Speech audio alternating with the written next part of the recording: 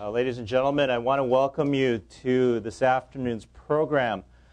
Today's program is jointly sponsored by the Korea Economic Institute, the Center for Strategic and International Studies, and the Council on Foreign Relations. And I want to thank all of our partners for working so quickly to put together this forum. We're very honored to partner with our friends here and talk about this very timely and relevant issue of the Korean Peninsula after Kim Jong-il's death. My name is Abraham Kim, and I'm the Vice President of the Korea Economic Institute, and I'll be the moderator today. With Kim Jong-il's death, it's no exaggeration that this is a momentous event in a period of great uncertainty for not only North Korea, but for the entire region. All of us, I'm sure, have many questions. Will Kim Jong-un successfully consolidate his power over the regime? Should we expect instability and violence in the coming months and years as this inexperienced leader tries to hold on to power? Will this new regime be more reform-minded or hardline?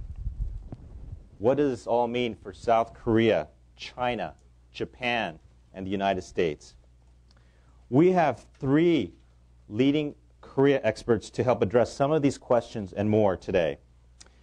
From my far left here is Scott Snyder, Senior Fellow for Korea Studies and the Director of the Program on U.S.-Korea Policy at the Council on Foreign Relations. Victor Cha, the Korea Chair at CSIS and a professor at Georgetown University.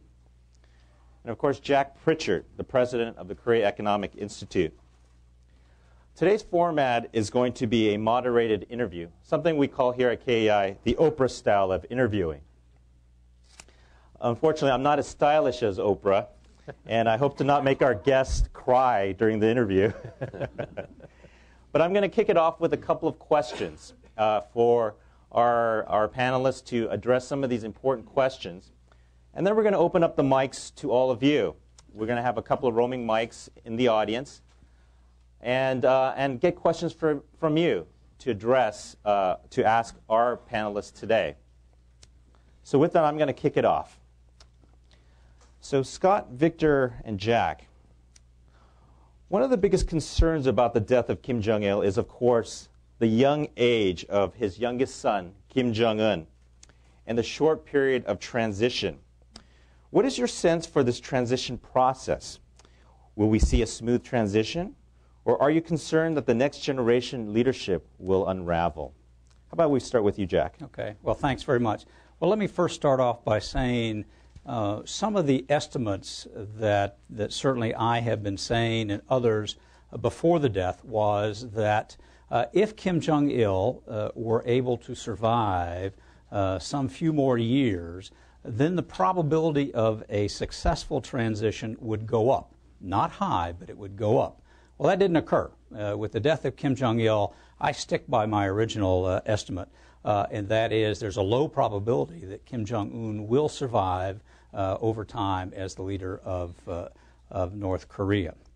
The process, I think what we're going to see is a period of relatively calm, a united North Korea, a rallying around the flagpole, if you will, and then shortly thereafter, whether that's a month or 2 months, I'm not sure about that, but we're going to begin to feel, we may not see, but feel the maneuvering behind the scenes between the military, between the Korean Workers' Party, with Jung Song-taek, the brother-in-law of Kim Jong-il, to see just who's going to have the most influence. Right now, it's heavily weighted towards the military, and I tend to believe over time that they will become the dominant force, either at the forefront or certainly behind, pulling the strings of, for a short period of time, the face of North Korea, a chubby 28-year-old. Victor?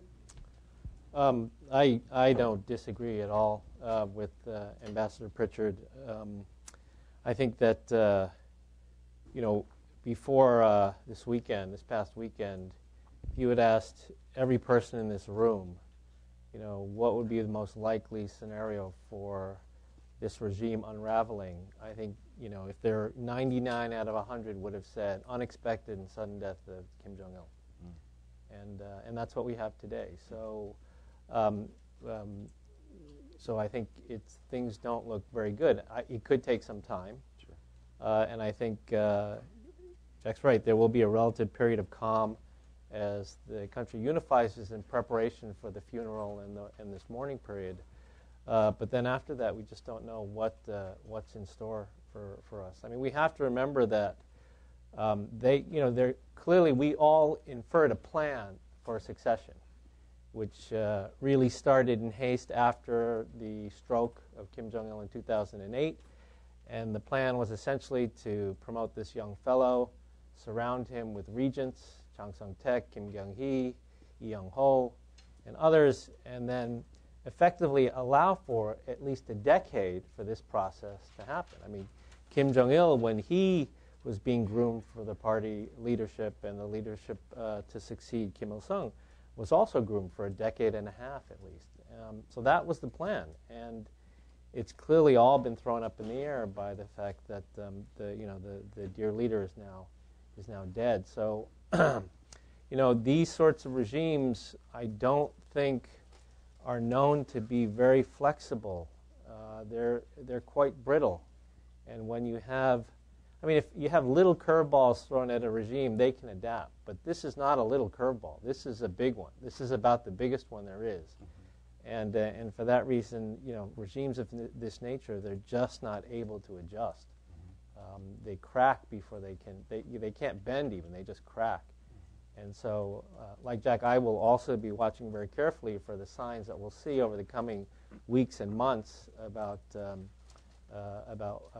whether they're going to be able to carry this out in anything resembling a smooth fashion.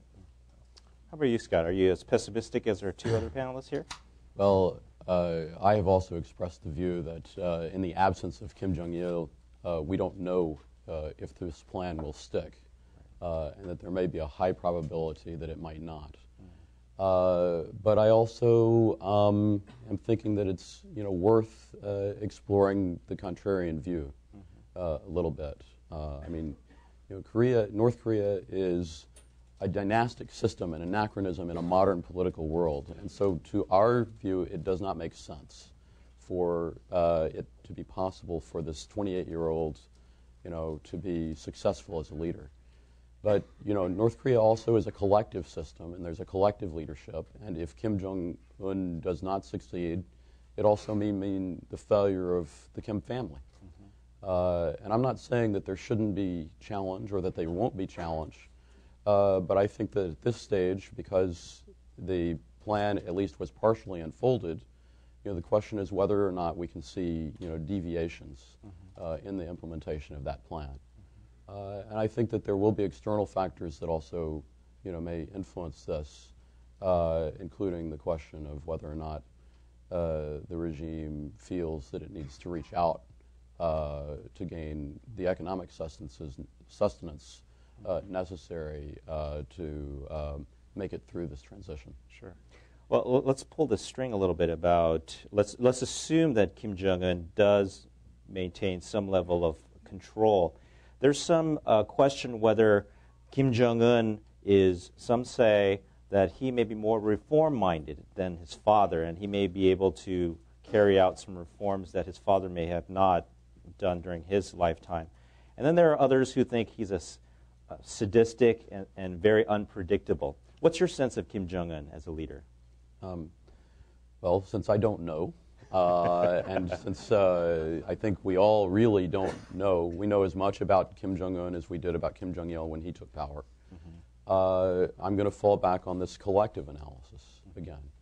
And I think that, the question, I think that temperamentally, the elites recognize the dangers of economic reform to the regime and to their own survival. But at the same time, they have a felt need for cash in order to be able to sustain their survival. Right. And so I think the big challenge is, whether or not the system, is sustainable under circumstances where there is a felt need for cash, and are there external sources of cash that will be available in order to sustain the regime. Victor, you had mentioned that there are certain signs that you're going to be looking out for in terms of whether the regime is going to be unraveling or it will be sustainable over the long term. What are some of the things that you'll be looking for over the next couple of months or maybe a couple of years, whether this regime is sustainable or not? Well, it's a hard question to answer. We'll certainly be looking for a lot of what you all in the press and other places have with regard to information coming out of North Korea. Obviously, you'll be looking at any formal gatherings that they have, and if there are any changes or shifts in positions of people. If there are any, you'll also be looking if there are any car accidents in North Korea that, with regard to senior officials. I mean, it's one of these things where we're all going to be scrapping around for information and then trying to basically take all this data and deduce from it something with regard to how the leadership transition is going. Are we ever going to see a piece of evidence that becomes sort of the smoking gun? Mm-hmm. Probably not. Mm-hmm. But I think collectively you reach a point where if there are enough signals coming out that lead you to feel it's reaching a tipping point, I think we'll all kind of know that when we see that. Mm-hmm. I mean, I think one of the challenges of trying to decipher information and the bits of information that we hear coming out of North Korea that indicate any sort of change, whether it's on the nuclear issue or on the food situation or on this case of leadership transition, is, we get a bit of evidence and we have no idea of knowing whether this is the smoke before the fire, mm-hmm. right, or whether it is the smoke after the fire, right, in the sense that real change has already happened, and this is what we're catching the whiffs of. I think it's pretty clear, just based on the past 48, 72 hours, is that we really don't have a good sense at all about what's happening inside the country. And so there'll be a lot of guesswork involved. Sure. How about you, Jack? You've been in the intelligence community as well as had a military career. What would you look for? Well, let me. I guess the first thing, or not the first thing, but one of the things that you want to take a look at here, because what we're talking about is a breakdown of control of the regime's ability to direct itself with a unified voice. And one of the things that will be critical, and it may not come first, but is the breakdown of social order. If we see, because of harsh winter conditions, less electricity, that there is discontent within the population that we had not yet seen at different levels. I'm not suggesting that there is an Arab or a North Korea spring in the offing. I think that's going to be very difficult. But I think there are, as we have periodically in the past, seen indications of discontent in localized areas. If that becomes more widespread and there is either a lack of control or a crackdown on that, it's going to be one of the indications. That certainly would be some of the smoke that we're looking at. One of the other things, if I can kind of jump in on a question that you asked for Scott in terms of the reform of mindedness or the ability for an opportunity to exist out there, as North Korea certainly will be looking for assistance, of economic assistance and elsewhere. From my point of view, if you take a look at this, the things that we want from North Korea are military related. For the most part, we have human rights concerns that are genuine and they will come about. But our priorities, as we take a look at their nuclear program and our concerns about proliferation, suggest that what we want to extract from North Korea has to do with them giving up some military control, in this case, their nuclear weapons program. My sense is that this is a zero-sum game in which that you take away from the military, they will be fighting, kicking, and screaming. And my suggestion is that Kim Jong-un is not the President of the United States on January 20th. He doesn't walk in with control. He doesn't command. He is being, behind the scenes, guided and directed. And as I would suggest that for the near term, that's going to be done predominantly by the military. So to suggest that Kim Jong-un should be associated with economic reform in which they may have to give up things that are valuable to the military, things that they ultimately believe are necessary for the long-term survival of the regime and certainly critical for the short-term survival, I don't think that's going to happen. It doesn't mean we ought not to try and we ought not to do things, but I don't believe it will occur. If I could just jump in on this, I mean, I think, the challenge for someone like Kim Jong-un is, he has to, take control, but he also has to define a new ideology under which he's going to be running the country, and it can't be the same ideology as his father. And at the same time, he's going to have to show that what his rule does is reinforce the strength of the state.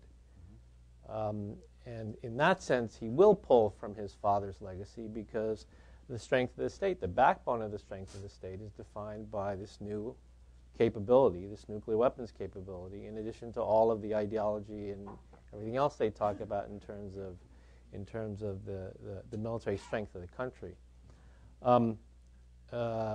This does not mean that he will not be interested in things that earn cash and hard currency for the regime. But I don't think that will be acquired through some sort of wholesale reform. It will be acquired through the same means that the North has used in the past. The furthest end of this in terms of getting to something more progressive is projects like Kaesong or Kumgang, for example. But some sort of wholesale change in which they move in the direction of accepting this strategic bargain that has been placed on the table for the North going back to 1994 is just, it's very hard to see someone who is so young, who is being rushed into a position like this, to really be able to make that sort of change in the system. Even if it is a collective leadership, it's still, I think it's a very difficult situation for all of them. I mean, we have to remember that this leadership, and some of you heard me say this before, this leadership, it grew up in a period where their defining events in international relations have been Tiananmen Square, the execution of Ceausescu, the end of the Soviet Union, the Arab Spring. I mean, there is nothing comforting about the outside world or interacting with the outside world for this generation of leadership, both the elder generation as well as the up-and-coming one. So it's a box that I think for them is very difficult to get out of. And unless you have a truly charismatic leader, a Deng Xiaoping, it's not really easy to affect change in regimes like this. And I don't see a Deng Xiaoping in North Korea.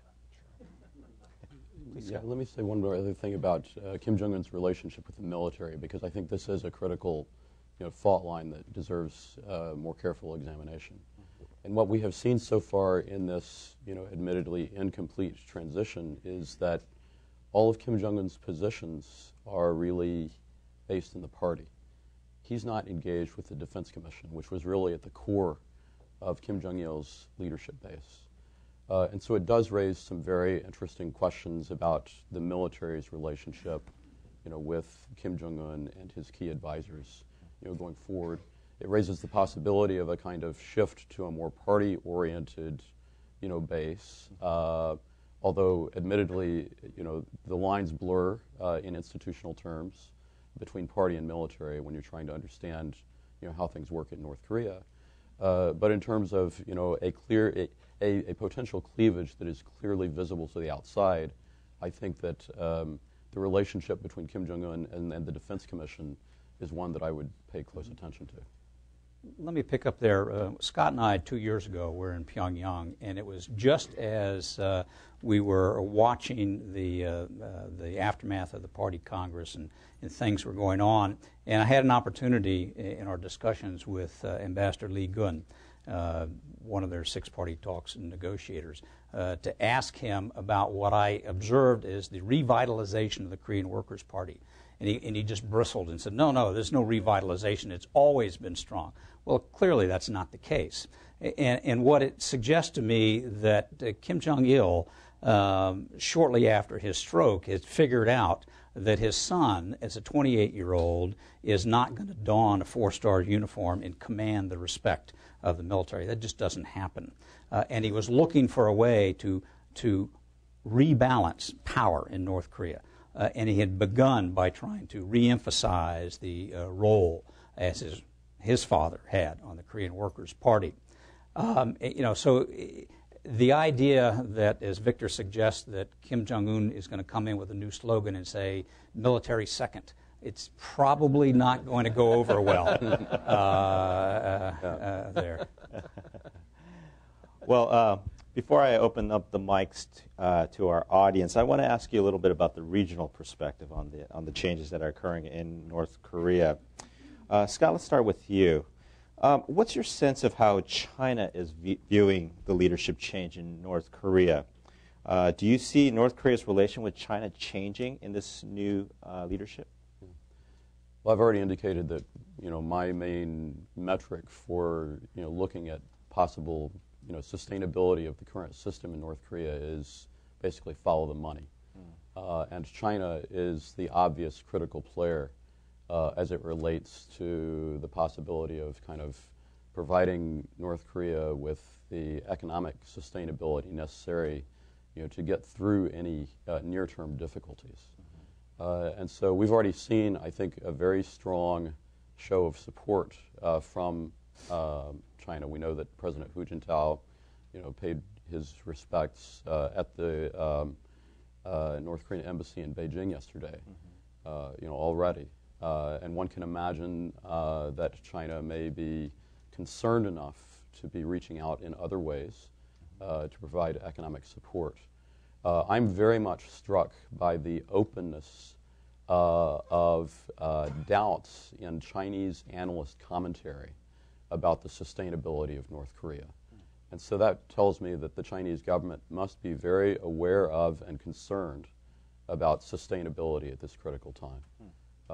And I believe that the natural response for this government in China, given its focus on regional stability, is going to be to try to do what it can in order to provide near-term support for sustaining North Korea until there's a stable political transition, if that is possible.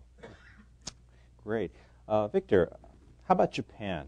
Japan is probably viewing these changes with quite a bit of trepidation. And how do you think the Japanese government should approach the leadership change in North Korea? Yeah.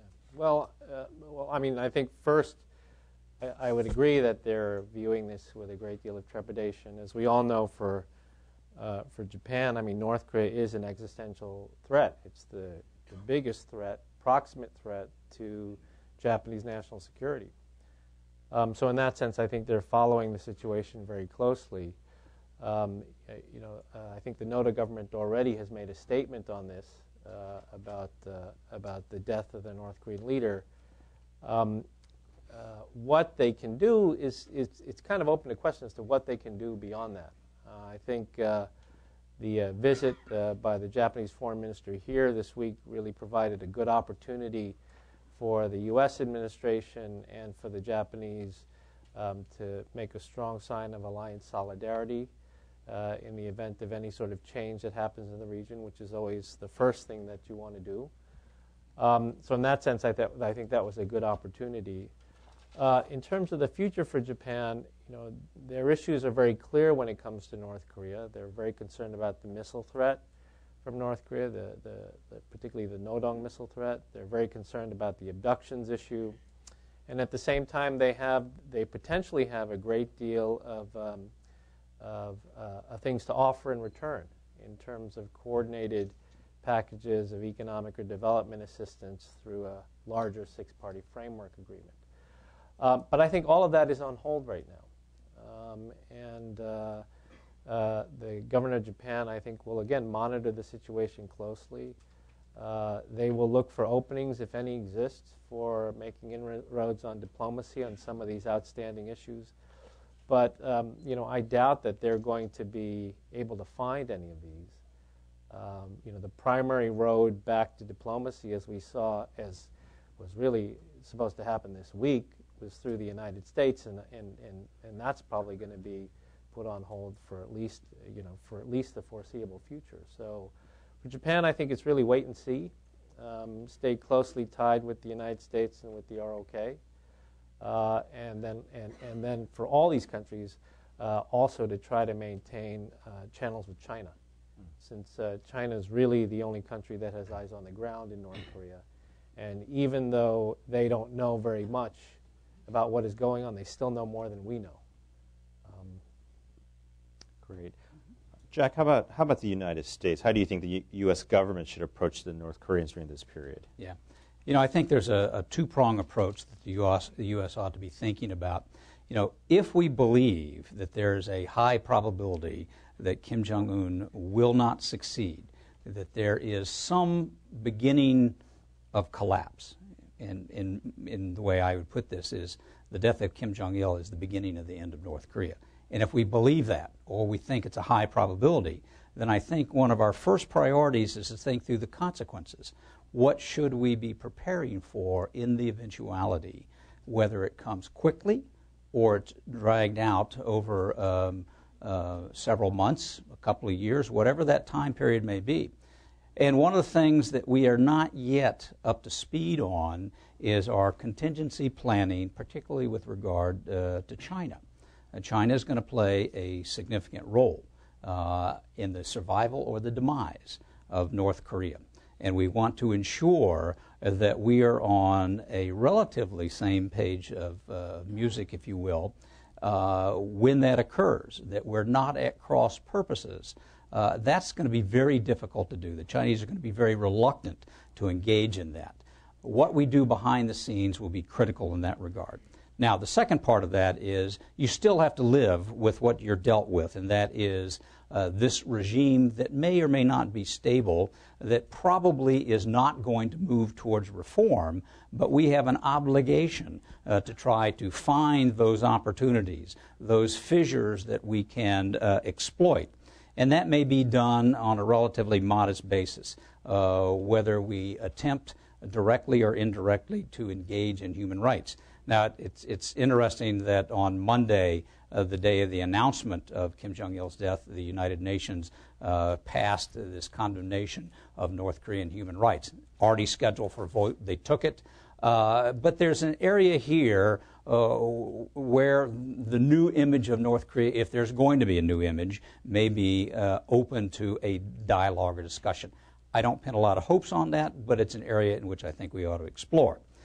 We've begun the process of re-evaluating and reopening our search for remains that involves a mill-to-mill dialogue and a level of cooperation. I think that we need to increase that and to put as much effort as possible getting U.S. uniform personnel on the ground in whatever limited capacity will help both in our intelligence, our understanding, and a low-level and not very significant dialogue with the North Korean military.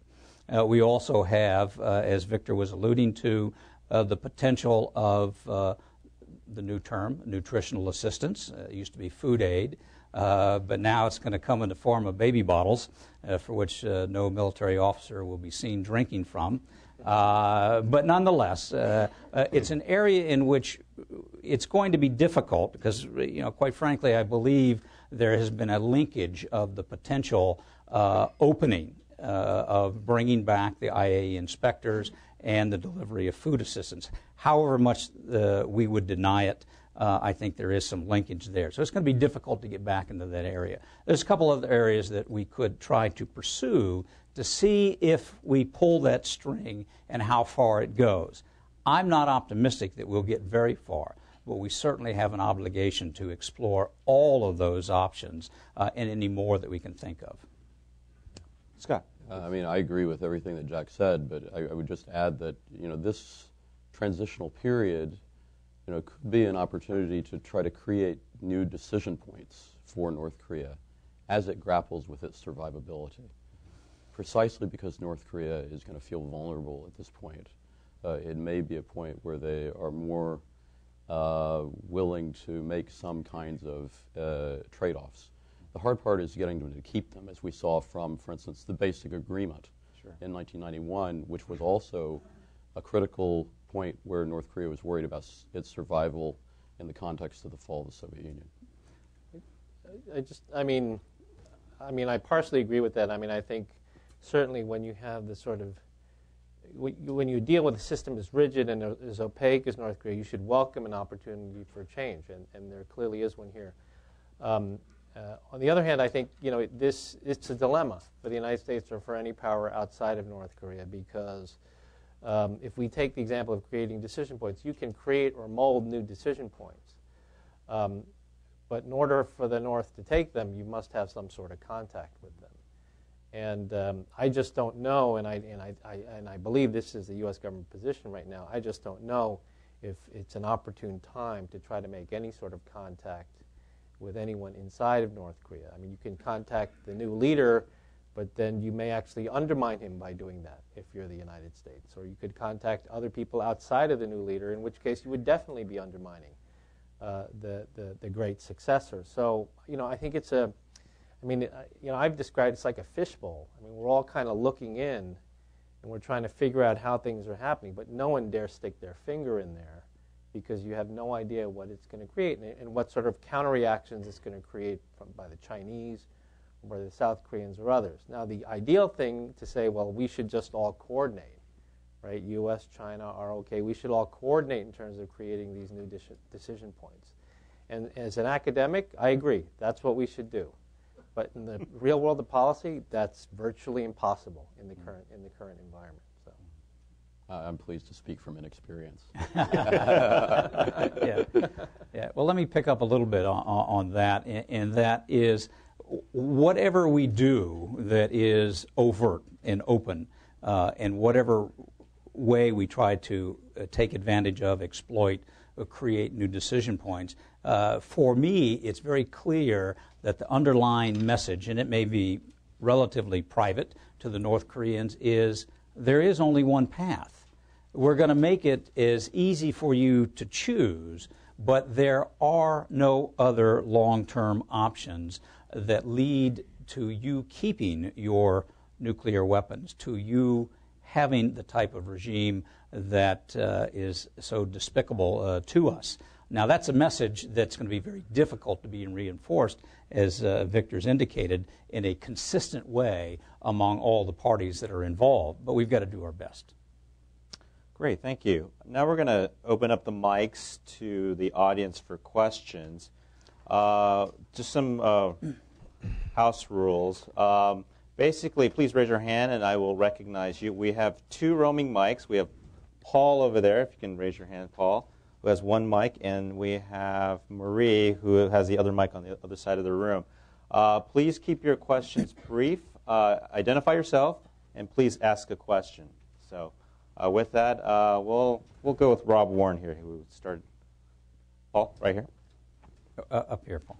Third row. Third row. He's the one that has former KEI president on his forehead. Thanks for really a fascinating address. Rob Warren with DACOR. I'd like to ask the panel, what should be the short-run decision point for the U.S. administration? Should we send someone to the funeral? Should we send condolences? Should we show our concern? Yeah. Thank you. Well, let me just start. One, the Secretary of State has already issued. It's I don't know if it's a condolence, but it is very well crafted as it talks about our concern for the North Korean people and the potential for opportunities down the road. I think that's as best it's going to be, and it will be seen, or however the North Koreans want, but as a measure of condolence for the people there. Yeah, I think as you know well, Rob, the rule of thumb on this, on the U.S. government, State Department, NSC side is it's always easy to talk to the North Korean people and to say you're for the North Korean people and you're sorry for the North Korean people, and that's basically the formula that they used. My understanding is that the North has said they're not going to invite any foreigners to the funeral, so that basically precludes making a decision on this. I don't think, personally, I don't think it's a good idea for the U.S. government to issue official and formal condolences about the death of the North Korean leader. I mean, I just don't think that's appropriate. So I think they've got it just about right now. Very cautious, very much wait, watch, and see, and that's about all that they can do right now. I'll just add one thing on this because there is the prior experience of Kim Il-sung's death, at which time the U.S. government did issue condolences. It's a dilemma because I think there's a risk at this point that the North Koreans will compare what did the U.S. government do at that time, with today. Now the circumstances are completely different. I think that it's justified, to fall short of that. But at the same time, I do think that it's possible that the North Koreans could actually see what they've gotten so far as a step short of where they were previously. Okay. Let's see. Let's take two questions. This gentleman asked first, and then we'll take Ellen. Okay. Paul Eckert. Hi, thank you for a wonderful all-star panel. My question sort of builds on what Ambassador Pritchard said about the strategic planning by the United States and its obligations. I recall a constant refrain from the Bush era on in dealing with North Korea is that it was very hard to get China to talk about contingencies. During that same time, for example, the U.S. military has their plans for a meltdown in North Korea, and the previous progressive governments in Seoul also were fairly allergic to really talking about that. So now in 2012, where we have other leadership transitions, including in China, what sort of conversations do we want to be having early and often, especially with the Chinese? Let's take Alan's question. Alan Roberts, Simpson Center. One quick comment and two quick questions. Comment, forcing decision points could backfire, and I would just suggest caution. You may not get the result you want out of that. It may be seen as a challenge to the regime as opposed to an opportunity. Questions are accepting Jack's point about Kim Jong-il having rebalanced power between the party and the military. Scott, on what basis today, if the military seeks, as I would agree with Jack they will seek, to have the dominant role, does Kim Jong-un have any leverage to push back against this? He's not Kim Jong-il. And so I'm interested in drawing you out on that. And Jack, assuming that the military is either in the front or behind the scenes going to play this role, dominant role of some sort, what's the implication of that beyond not moving ahead with reform? Thank you. I'll just say that precisely because of what you're pointing out about the military transitioning from a military first role to something that's probably not called military second, but is a different formulation, is a real challenge. And I think that what that means is that Kim Jong-un himself, is likely to be relatively weak within this collective. And the interesting question is how do they try to evolve and transition, from what was there before Kim Jong-il and military first to something else that is sustainable. The critical constituencies are all internal. I think we have to recognize that. That's the limitation of our analysis. But that's going to be, I think the reality is, probably a weak leader having to deal with constituencies that may make him look more like a puppet than a leader. Let me go back to Paul's question in terms of the kind of conversations that we have with China. And this is not something that the U.S. government, the State Department, and others aren't doing and thinking about, but you really have to approach the Chinese in a very slow process. And that is not one to say, we know they're going to fail, so let's start talking about military contingency plans, but to engage them on the other way. If they were to succeed, how do we do that? And as you begin to engage the Chinese, you've got to earn the trust in terms of when those whiffs of smoke that Victor has talked about appear, then you begin to have as gentle a conversation that will lead to a more serious conversation with the Chinese, where they cannot dispute where this may be headed, and it's in their own national interest to do that. That's easier said than done. This is an extraordinarily difficult proposition, but you cannot get around the basic fact that the Chinese are going to hold the driver's seat with the survival and demise of North Korea. With regard to Alan's question in terms of the implication, I would start by saying I don't believe any military can govern any over a significant period of time civil society. And so by the North Korean military exerting more and more overt control into industry, into business, into social life, it will become the ripping apart of North Korea. It will be the demise of North Korea. So I think that's the implication from my point of view. I think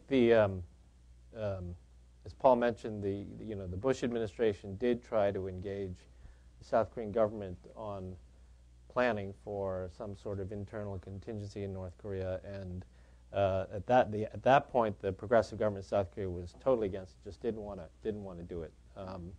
Didn't want to be what they saw as party to a regime change strategy in their own minds. And after the stroke of Kim Jong-il in 2008, I think the U.S. both at official and unofficial levels tried to engage the Chinese on these sorts of questions, both Track 1 and Track 2. We at CSIS did a Track 2 dialogue on this that was also not very successful. I think the Lee Myung-bak government also has tried on their own to do Track 1.5 with the Chinese on these sorts of questions, and has had limited success as well. Now, it's very clear that the main reason that these were not successful was that for the Chinese, they had absolutely no interest in being seen in discussion with the South Koreans or with the United States about possible instability in North Korea. It's just not in Chinese interest to do that. I think the interesting question, but what the Chinese would do is, the way we would engage them is we wouldn't engage them and say, the sudden death of Kim Jong-il. We would engage them and say things like, well, how would you deal with an environmental disaster on the Sino-North Korean border? Or, suppose there were this was before Fukushima, suppose there were a nuclear accident. Right? How would you deal?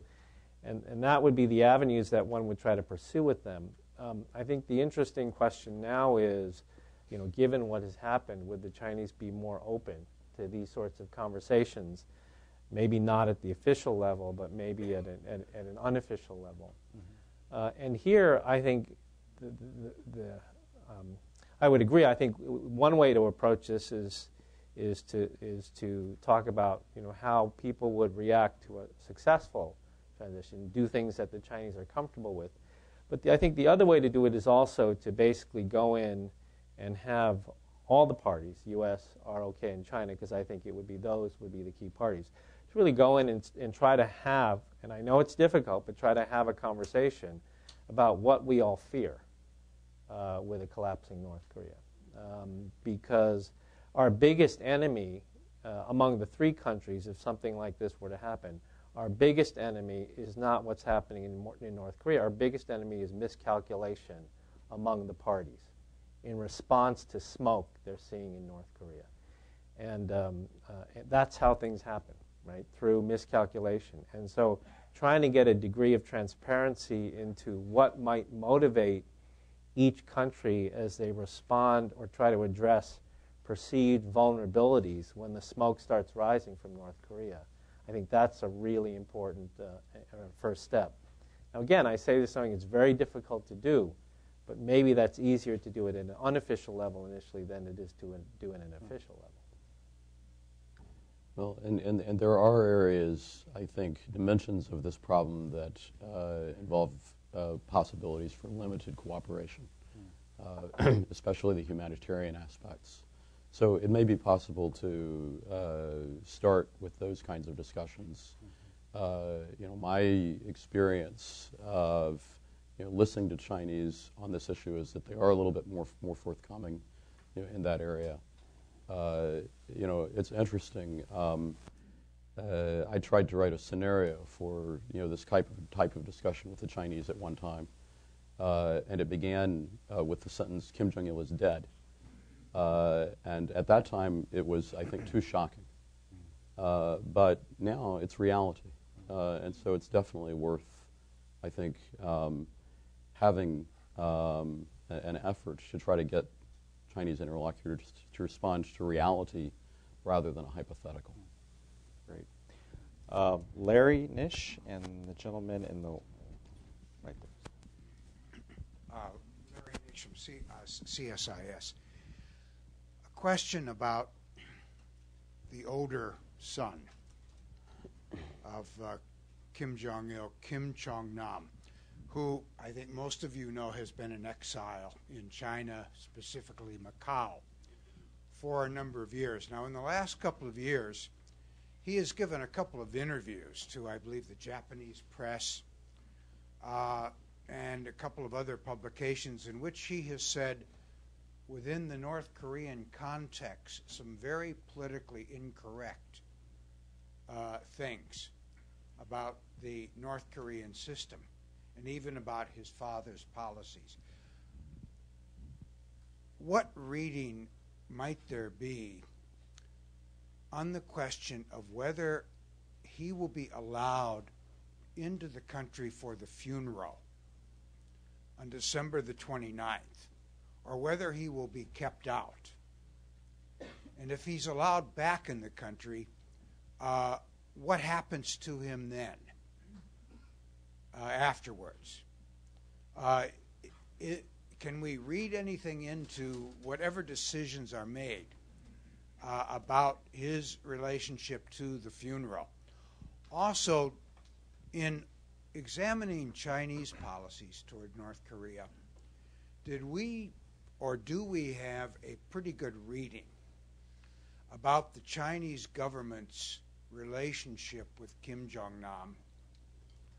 How close it is, or whether it's distant, and whether there might be the potential for a kind of Chinese candidacy for this eldest son, should the scenario Jack has laid out of Kim Jong-un's declining status, loss of support, come to be in the near future. Great, thank you. And gentleman right there. Oh, right there. Robert Donor from the Treasury. It's a similar question, but suppose you're looking at this purely from the viewpoint of the Chinese. What opportunities do they have? What options and tools do they have to promote their own interests, independent of our own, in North Korea? Well, let me start with Larry's question about Kim Jong-nam. I think there's an advantage to Kim Jong-un and whatever the collective decision-making process is going to be to allow Kim Jong-nam back in for the funeral. There is a sense of solidarity. We all know, as you've alluded to, there have been suggestions that Kim Jong-un has attempted to eliminate his older brother and things of that nature. What you're getting at is, what happens if he comes back in? Will they let him leave? Will they incarcerate him? Will they eliminate him as a future threat? And I would suggest not, that he would come, go to the funeral, and be exiled and never seen again in North Korea. That's the best that can happen. And I wouldn't think that the North Koreans would be following him with a poison umbrella tip. It just doesn't help them in the near term.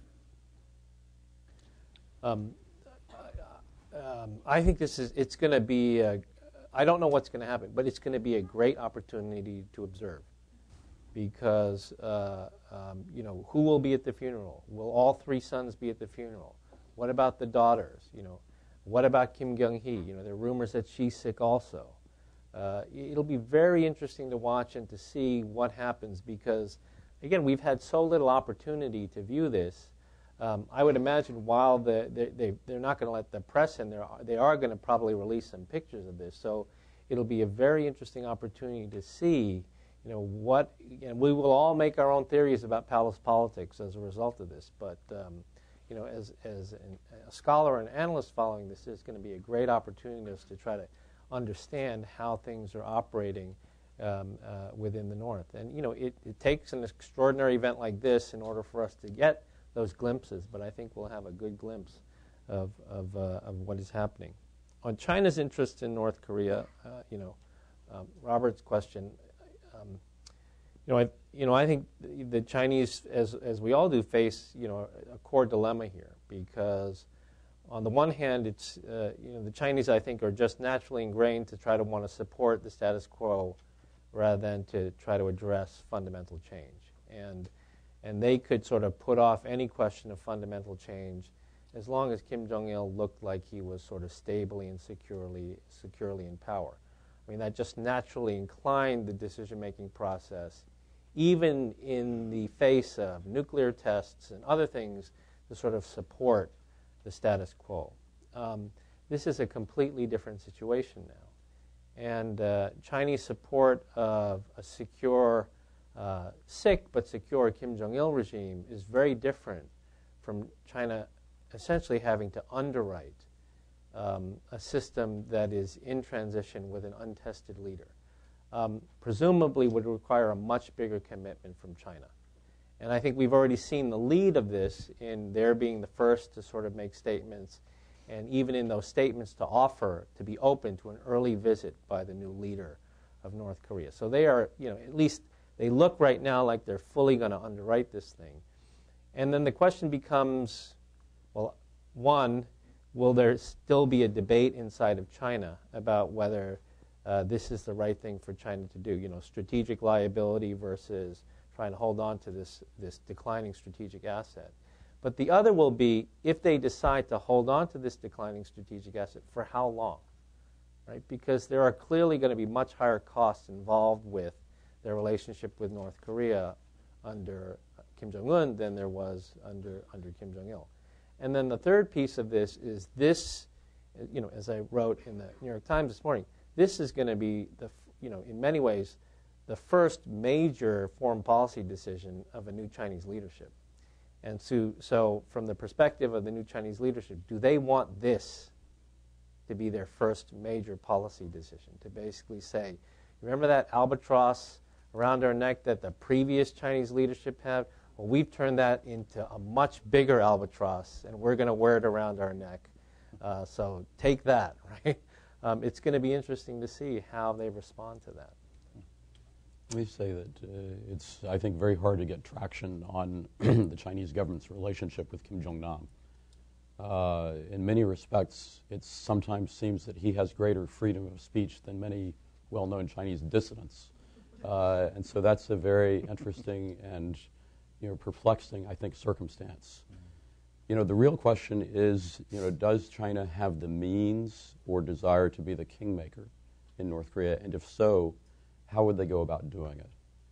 And I think that, as Victor has suggested, the Chinese leadership is, quite risk averse, and I think it's likely that, the concerns about blowback in the event of the failure of any effort to try to, choose a leader will prevent them from doing it. Instead, they actually hold the key to success, though. The leader is going to have to come to China in order to get the resources necessary to be able to survive. So in that respect, I don't think that China can be a kingmaker, but I do think that they can enable the success of anybody that they see as a likely winner in any leadership contest. Great. I've got Professor Kim here, and then we've got Chad O'Carroll, who's monitoring our Twitter world. We're actually live streaming this program today, and there's probably a couple of dozen people watching on the Twitter world, online, and they've submitted some questions. So we'll go to Chad afterwards. Just one question. We've been kind of viewing things from the top down. As we know, the Arab Spring started from the bottom up. In North Korea, the currency reforms failed, and we saw the grievances. North Koreans, their minds are being opened through cultural products, through information being delivered through South Korean movies, and we're aware that there's wide viewing of this. What do you think the likelihood of something popping up from the grassroots? Yeah. And Chad, real quick. Yeah, we've got a question from Chosen Exchange. I guess this would be for you, Jack. Can we expect a military incident in the coming months? Thanks. Okay, great. Well, let me take the second one first. And we've seen a lot of analysts in the last couple of days talk about their concerns about provocations, that there's a high probability. This is where I differ. I think there's a lower probability that as they talk about, and why would this occur? To burnish the credentials of Kim Jong-un, so the 28-year four-star can command the respect of the military. Well, that attempt, by and large, was done in 2010, and it was done at a cost in the relationship with China. It caused them to make decisions, whether they were strategic or not at the time.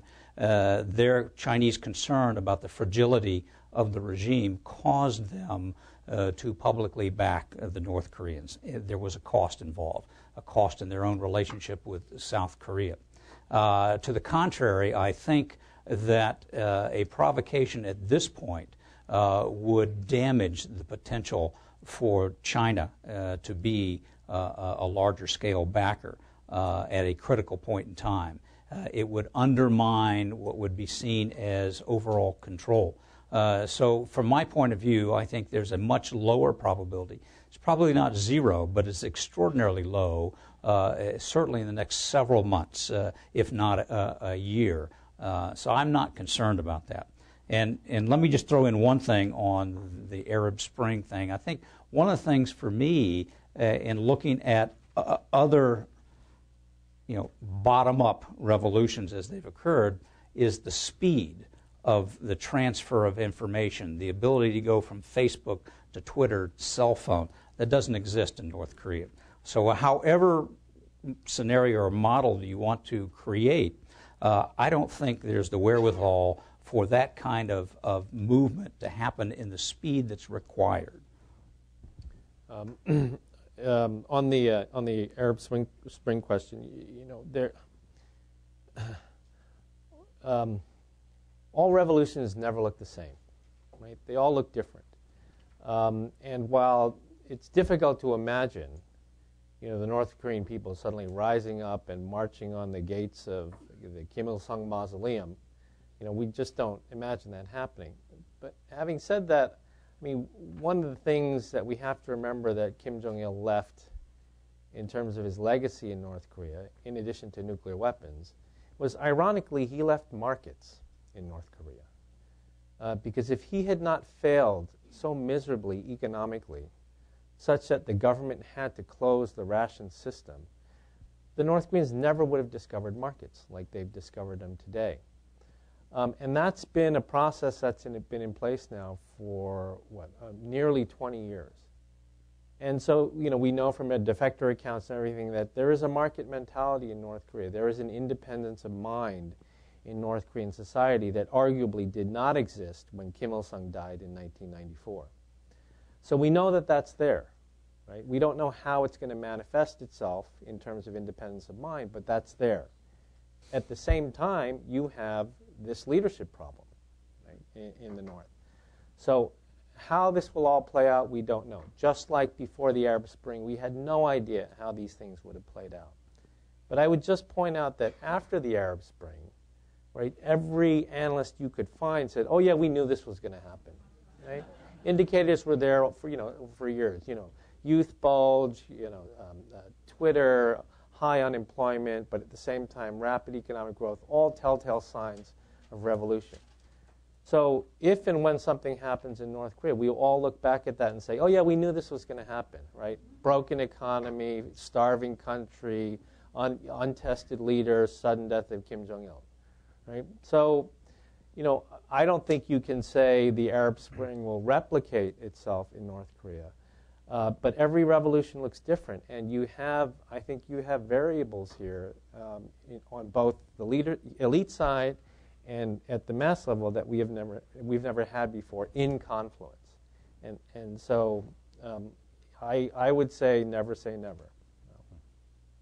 I actually believe that while the bottom-up changes are exciting to look at, it's hard to make an argument that they're consequential at this stage. And so I've been focusing not so much on the Middle East, but on Myanmar as an example of a top-down shift, in that case led by former military who realized that Burma was falling behind. The problem with this in North Korea is that the military is probably the most isolated among North Korean elites. And yet, if you look at bottom-up, I think we're 10 or 15 years away in North Korea, whereas top-down, there's no way of predicting it, but it's potentially possible for it to occur at any moment. Okay. Dr. Cho, Jung Cho, and the gentleman back there. Hi, Chol Chong.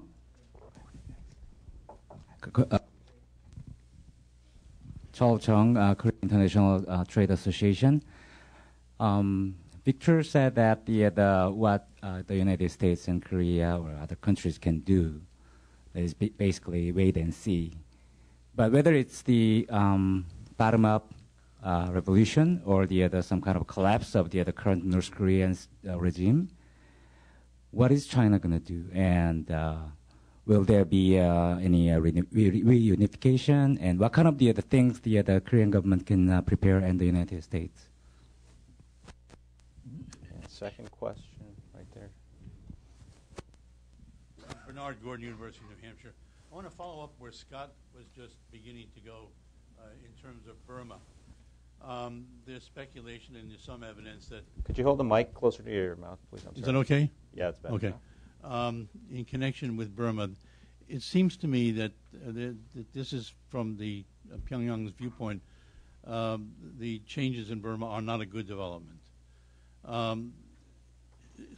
Particularly to Scott and to Victor and Jack as well, is that your sense that the changes in Burma, the potentially better relationship with the United States, is that likely to become a drag of any significance to North Korea? I gather that has been, the Burma-North Korea route has been useful in terms of money transactions and other things. Is there some opening potentially there to maybe to see some better prospects?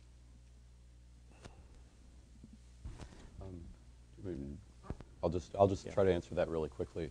I think the opening to Burma is bad news for North Korea, but primarily because Secretary Clinton explicitly targeted the DPRK-Burma military relationship, which I think is one of, Burma has been one of North Korea's better customers in recent years, and so there's a direct financial loss that North Korea may face as a result of this shift. And so, that I think is the immediate cost associated with that relationship. Whether or not it has broader implications, I think it's, especially in the context of the last couple of days, a little bit harder, to make a judgment. On Burma, the only thing that I would add is that, I'd agree with Scott's assessment. The interesting thing is that if you look at least from a U.S. perspective, at what's happened with Burma in terms of U.S. targeted counterproliferation policy on North Korea. The United States over the past years has actually been relatively successful in persuading many of the former purchasers of North Korean hardwares to stop buying from North Korea. Burma being the most recent case, but then of course, Iraq, Libya, these were other cases. Maybe not so successful with Iran just yet, but certainly with some of these other cases, quite successful.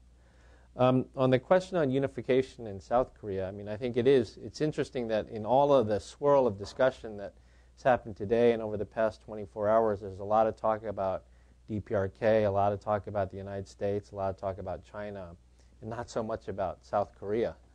And yet this is probably the most important event that the South Koreans have seen really since the war.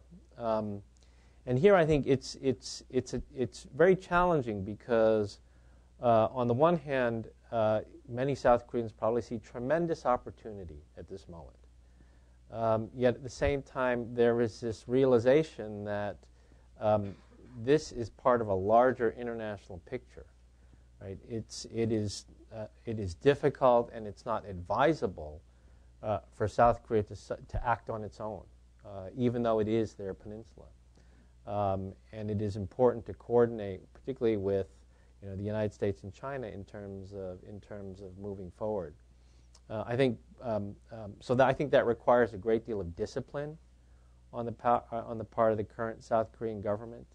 I get the sense that the current South Korean government is being fairly disciplined on this and has taken very measured steps. I mean, even though they're small things, they do indicate that no one's going to be sort of an offensive realist about this. I mean, this decision not to light the Christmas trees on the DMZ, the statements of condolences. I mean, I think these are all showing a very measured and careful tone on the part of the South Korean government. But there's no denying that this is a huge and hugely important event for South Koreans. And I think as this plays out over the weeks and months, the ROK role is going to get bigger and bigger.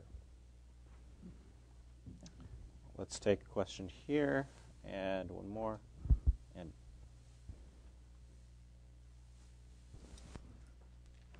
actually, Victor just covered part of the question I wanted to ask. As a Korean person, the first thing that actually came to my mind that the news of the passing of Kim Jong-il was its reunification really a possibility within my lifetime. And if so, or actually, is it still a possibility, or is it just a wishful thinking, or some people don't wish it yet? So what's the what is it that we want from the South Korean point of view, from American point of view, Chinese and Japanese? And Andrew. Andrew Noah, Sejong Society of Washington, D.C. Dr. Chow, you mentioned China underwriting North Korea and the markets earlier. So I was just wondering, what happens to the North Korean economy going forward? What happens to special economic zones? What happens to Kaesong going forward under the new leadership? Thank you. Well, on that question, I think, in part it depends on North Korea, in part it depends on South Korea, obviously. I mean, will the current government or future government in South Korea continue to hold open these opportunities in Kaesong and Kumgang and other projects for the next North Korean leadership? And then whether the next North Korean leadership is going to accept those opportunities. Going back to our earlier discussion, I mean, it's again hard for me to imagine. Any new leadership in North Korea is going to have to make money, right? And the question is, how are they going to do that? The hope is that they will do it through some sort of reform, such as we see in Vietnam or in China, which means giving up a degree of political control. That's the hope, right? The likelihood, at least in my own personal opinion, is that they will rely on tried and true, tested means of getting money, which minimize the possibility for losing political control, which would make Kaesong and Kumgang still attractive projects for them. So every time we see efforts at some sort of economic interaction, I'm always skeptical to sort of jump on the bandwagon and say, oh, they've seen the light, they're ready to reform. It's really a case of trying to accumulate hard currency and minimizing the risk on the political side. On the question on Professor's question on unification, it's a hard one to answer. In many ways, I don't think for Koreans, I don't think it's a question of whether Koreans want it or don't want it. If it happens, it's going to fall into their laps, whether they like it or not. And I think in that sense, comparing Friday to today, I would say we're definitely closer to unification than we were last Friday. Now, we can't put probabilities on that, and we don't know when or the time frame or anything like that. But I mean, the sudden death of the North Korean leader, it's hard to imagine that we're not closer than we were before. If I can pick up on the question of where North Korea's economy goes, and just on a couple things, you can think through a scenario that suggests that initially the North Koreans are going to welcome an infusion of Chinese of activity. They're going to need that initially. But at some point, this tension in the relationship that has always existed is going to emerge. And somebody's going to start making judgments in terms of, do we really want this much Chinese? Is there another way? And you could, I'm not predicting this, but you could suggest that, as an example at Mount Kumgon, that all of a sudden there's a suggestion by the North Koreans, an apology for the death of the tourist, and some other opening that welcomes the South Koreans back in. Under those circumstances, would the South Koreans come back in, knowing that if not, all these assets that have now been confiscated will in fact flow to the Chinese. So there is some opportunity there, but we're talking margins, I think. Okay. Mr. Law here, and then the lady in the back over there. Okay, Won Chang-la from the Korean Embassy. Well, next year is supposed to be the year that the North Korean regime fulfills its promise of reaching a mighty and prosperous nation.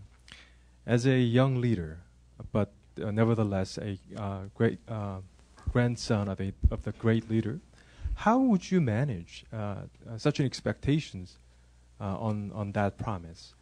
And as a young leader, what kind of policy options would you use to best to make the best efforts to at least get closer to that goal?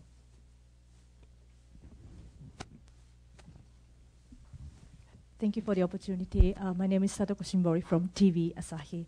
My question is very simple. What do you think about the future of six-party talks? I mean, under this new leadership, what is your expectation or perspective? Thank you. I think. In politics, whether it's in democracies or in autocracies, for leadership, the biggest obstacle is high expectations. Right? And talk about high expectations. I mean, here's this young fellow, he's going to take over, and he has to be there for the big April 2012 celebrations of rich nations, strong army. I mean, these are about the highest expectations you can imagine, which is, I think, one of the reasons why all of us are, a little bit skeptical of whether this can all be carried off. So, your question was then, if there are these high expectations, well, how is he going to do this? I just don't know. I mean, I don't see an easy way to do this aside from. To borrow a term from the Obama administration, aside from going all in, right, going all in and doing the pivot to China, right? I mean, that's really the only way. And then the question is, does China want to take that? Does Xi Jinping want that, right? So I think it's very difficult. On six-party talks, as Ambassador Pritchard mentioned earlier, I think prior to the news on Sunday night, it looked like this week we were headed in a direction of slowly getting back to a more sustained dialogue, with the possibility of a food agreement, POW MIA remains recovery project, and then rumors were the possibility of another bilateral between U.S. and DPRK in Beijing this week. That's obviously all been put on hold. What does it mean for the future? It's really impossible to tell. All we have is history to remind us that when Kim Il-sung died in 1994, there was this period of non-dialogue. I mean, there was supposed to be a summit with Kim Jong-un at the time, and the U.S. was in negotiations with North Korea. And then there was a delay, but in October, they were back at the table in Geneva, and they actually got an agreement. So I think it's difficult to say. I mean, I think at least, part of getting back to six-party talks is, two parties have to want to get back there, right? The United States and North Korea.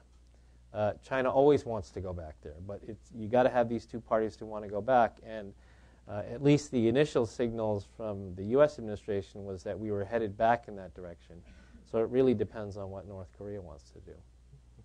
Let me add a little bit on the six-party talks, because I would suggest that any serious discussion on six-party talks isn't going to conclude where you want it to, the denuclearization of North Korea. So what you're talking about is the phrase that no administration wants to hear, and that is talks for talk's sake. But in this particular situation, where you've had the sudden change in government and an unknown, where are we going to go in the future? I think your mic died. All right, I died. In terms of where we're going to go in the future, there is some merit for talks for talk's sake, as long as you fully understand it really is not going to conclude in the resolution of the nuclear issue. One other point that I'm going to throw another piece of confusion in rather than clarification. You talk about the April 15th celebration of a prosperous and mighty nation. Well, you got another celebration that we would have had, and that's on February 16th, which would have been the 70th birthday of Kim Jong-il. It will not have been 90 days, 3 months by then. It's going to be interesting to see how the North Koreans observe that. Is it the end of mourning, or is it just the midpoint of mourning, and they're going to really ramp up for the celebration for the 100th anniversary of Kim Il-sung? An interesting question. Scott? Yeah, I want to say something about this expectations for 2012. I actually think that this transition really reframes expectations. And now the benchmark is probably going to be, it's the North Korean version of are you better off than you were 17 years ago at the time of the last transition. And there, we know that a famine unfolded, and that creates a very low set of expectations. So I actually think that if Kim Jong-un can survive and muddle through, then that would constitute success. And I think talk of a great and prosperous nation is going to be just that, and it's going to fade out from the picture. We're going to take one final question here. And my old mentor, Bill Taylor, you got the final question.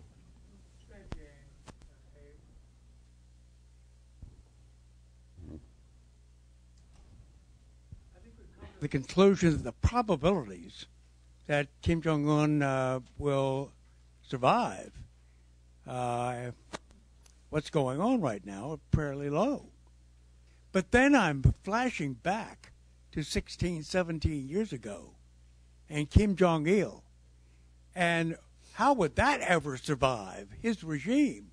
That guy who was a womanizer, had the largest porno film collection in the world, drove in Pyongyang, shooting out street lights out of the Mercedes, go on and on and on. Unless you talk to his professor, which Kim Il-sung always wanted me to do, to understand his son, talk to Hwang Jong-yak, who said that Kim Jong-il was brilliant, real intellectual. But is there any difference except the age of Kim Jong-un? And a lot of people believe that brains are not issue with age or rank. But any real changes, there are any differences other than age that say Kim Jong-un can't make it? Well, I think that North Korea in 2011 is very different from North Korea in 1994. I think that it is more penetrated by the outside world. I think that institutions have atrophied compared to 1994, and I think that money is the route to success, not ideology. And so those are factors that I think make the sustainability of a transition and the strategy for sustainability different for Kim Jong-un compared to Kim Jong-il? I'd agree with that. I think in addition, I would say one of the other differences is that Kim Jong-il had a lot more time to prepare. Kim Il-sung's death was sudden, of course, but Kim Jong-il had already been put in a position where he was expected to succeed over a decade before July of 1994. That certainly is not the case for Kim Jong-un. And I think this point about how, North Korean society in 1994 is just so different from what it is today. It is more penetrated, as we discussed earlier. There's a market mentality that didn't exist before, a clear understanding that among many in North Korean society that the social contract, it's a North Korean social contract, but the social contract between the government and society in many ways has failed. So I think it is a very different situation.